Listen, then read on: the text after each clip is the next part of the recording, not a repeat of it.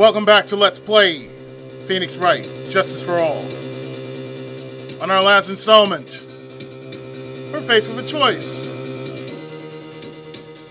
We're gonna do the unmentionable. But the first thing we must know is what kind of a man I am. Let's say, what is a man? An empty pile of secrets? Come now, what will you do? What kind of man are you, Phoenix Wright? I'm a man that goes by his standards. And my standards say, well, force her to testify. I have to win a complete acquittal today. There's no way around that. But I can't bring myself to do it like this. Not when she's making a face like that. That sexy, pouty face of hers. Miss Andrews, I would like to know what you are really hiding. Mr. Wright, are you sure you know what you're doing? Sure. Mr. God will get an acquittal, but in its place you would be found guilty. Is this how you really want this trial to end? Be quiet. How dare you! You're trying to trick me! That's enough. I commend you for trying, Mr. Edgeworth. However, it's clear that the defense theory is the truth. You're wrong. Such a shame. I had hoped things wouldn't come to this, however. What is it, Miss Edgeworth? Miss Andrews, since you absolutely refuse to testify, it falls on my shoulders to disclose this to the court.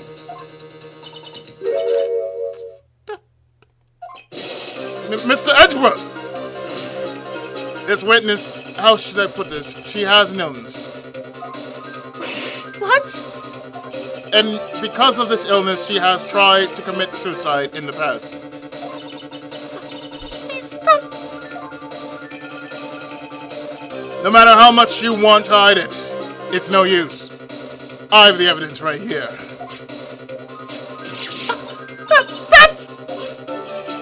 That's the second part of the suicide report. The attempted suicide report. What will you do now, witness? You know what I am about to do, don't you? I will now reveal to the court the true nature of this pitiful woman known as Adrian Andrews. The secret of her codependent nature. Having other people know about it scares her more than anything else in the world. Please stop! I beg you! If you find out, if you're going to say you would choose death, that is of no concern to me. Edgeworth, how can you be so cold? However, before you die, I will pull the truth from your breathing lips. No matter what I have to do.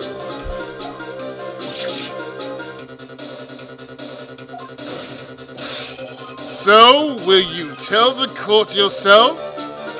Or shall I? Either is fine with me. I'll talk. Please help me. Nothing matters anymore.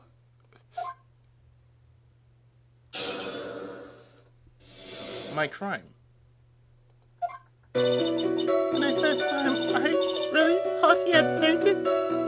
Honest. When I realized he was dead, that was when I formulated my plan. Once I made sure there was no one in the hallway, I made a dash back to Matt's room, and then I stabbed Juan's dead body with a knife and ripped off the button. Just when I finished, I was returning to Matt's room. I hadn't been inconvenienced. That's why I ended up using the nickel samurai costume. Stab the body with a knife. But why would you do that?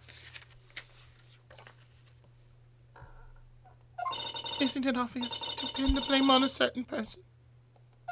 A certain cowardly man? What do you mean by all of this? It might take this court a little while to understand, but this is the truth. The real killer is Matt, that scumbag of a man! I'll never forgive him. He's trying to escape his guilt again, just like last time! Last time? So, Miss Andrews stabbed the victim in one quarter in the chest with the knife. However, she didn't do it with murder in mind. She did it with the intent of framing Matt on guard for the murder.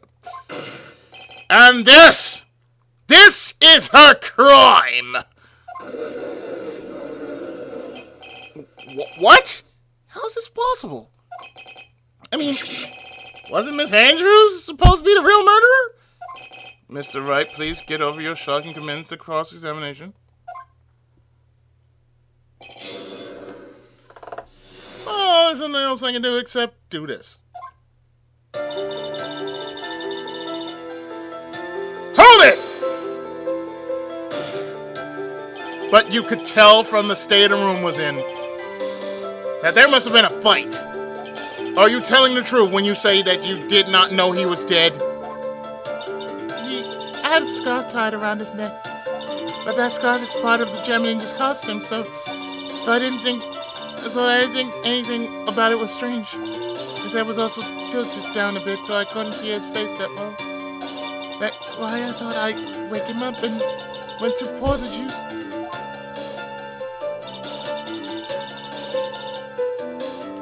Hold it!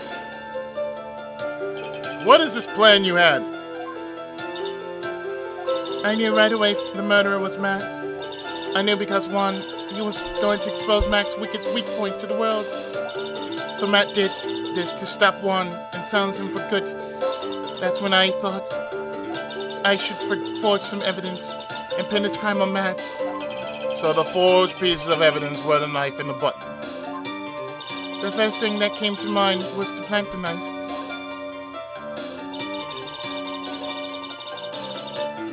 Hold it!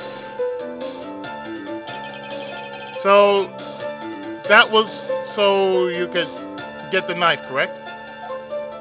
The knife Matt used at dinner had his fingerprints all over it. I thought if I used that, then the police would certainly turn their eyes toward him. Matt was napping with his costume on at the time. I slipped and took the knife and returned to the scene of the crime.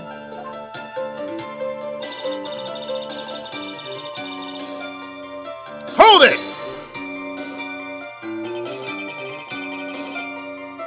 So you were the one to stab the victim with that knife. It gives me goosebumps to think about it now. What a horrible thing I did. But at the time, I couldn't control my own body. It moved on its own.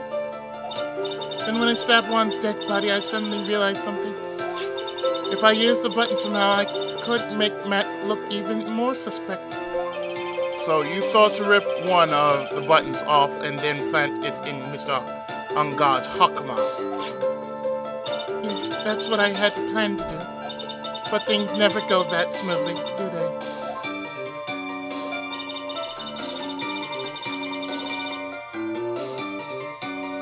Hold it!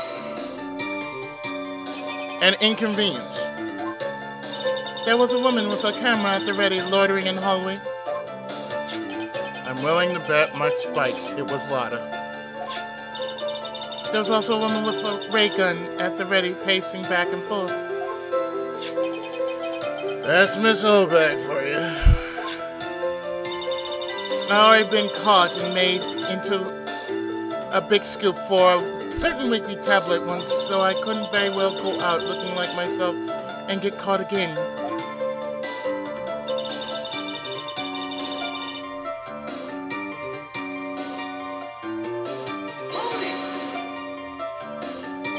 You were the one who prepared that costume, weren't you? Yes, I took it from Global Studios. I also put it in Juan's guitar case the day before the award ceremony. You did this in preparation for the press conference, correct? Yes, Juan wanted to wear that costume and hold a press conference in it. He was going to disclose Matt's big secret there. And what is this secret? That I don't know. Anyway, I thought that if I were to leave Juan's room in the nickel samurai costume, then people would think that Matt was the real murderer. I was very careful not to leave any fingerprints when I opened the guitar case. I absolutely did not want anyone to know about the costume. I think we've heard enough. So, after that, you went back to Mr. Ungar's room and planted the button. Into Matt's hakama? Yes. After that, I folded up the costume I was wearing and put it into a bag. Then I snuck it out of the hotel and got rid of it. My word. What does all this mean? Mr. Edgeworth, is it? The real criminal is Matt Ungard. Yesterday, that woman prosecutor sat me down for a talk. Francisca. She said that I should, under no circumstances, confess to what I've done. That if I had just kept quiet, then Matt would be found guilty for sure. I had no choice but to believe there was.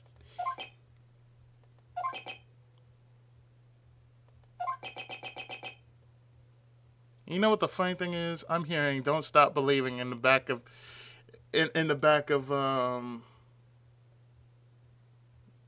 background right now. I think everybody done shit a brick, but no, really, that's what I'm hearing right now, and that's what I'm hearing in the neighborhood right now. Don't stop believing. What this witness has done is clearly unlawful.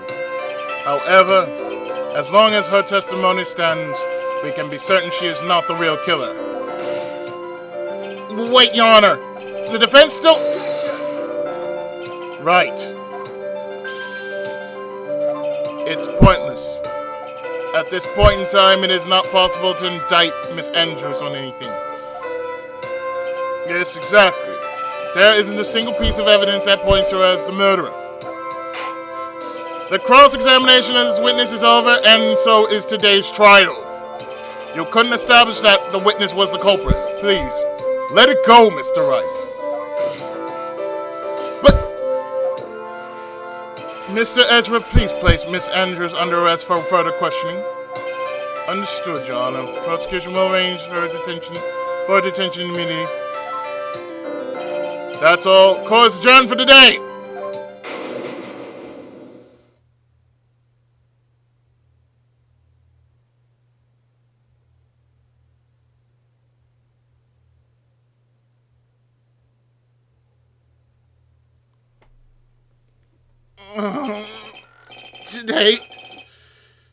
Today's trial is over. And I did win an acquittal. Witness, would you mind if I asked you something? Edgeworth, what is it? Before you leave court today, I wonder if I might look at one thing. Your ass. The card in your hand. It's had my interest for quite some time now. What exactly is it? Oh, this? Mr. Wright also asked about this. Although I didn't remember at the time you asked me about it, Mr. Wright. I remember just now. I found this in the room on that day. The room? That day? Yes. I found this card when I discovered Juan's body. It was lying there, next to him. You found that card, next to the victim's body. I suppose I must have had unconsciously slipped it in my pocket. But it's not as if this card has any relevance to Juan's murder, right? Yeah, I guess not. But still, a strange card if you ask me. But as far as a clue to this case, I don't see why. Witness! That card! Give it to me!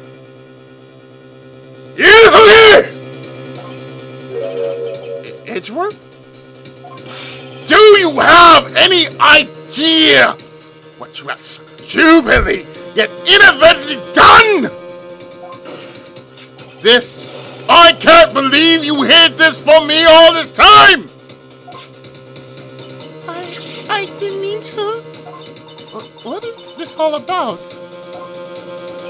I've never seen such an emotional Edgeworth in my entire life.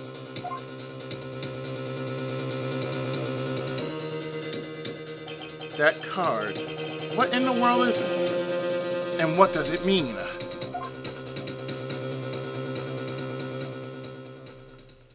What does it mean indeed?